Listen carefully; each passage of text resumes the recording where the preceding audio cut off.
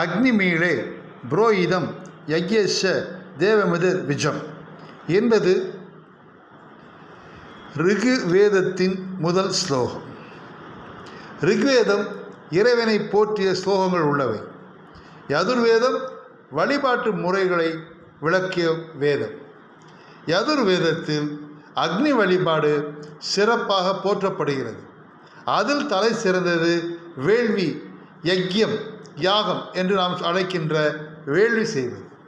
அக்னி பகவானுக்கு நாம் அபிர்பாகம் படைப்பது உரிய தேவரிடம் சென்று சேரும். ஆனால் இந்த வேள்வி நிஷ்காமிய வேள்வியாக இருக்க வேண்டும். அதுபோல் குதிரை பசு இடுவதெல்லாம் வேத காலத்தில் இல்லை. அது இடைக்காலத்தில் புகுந்தது காமிய கர்மா என்று அவை பெயர். நன்றி, வணக்கம்.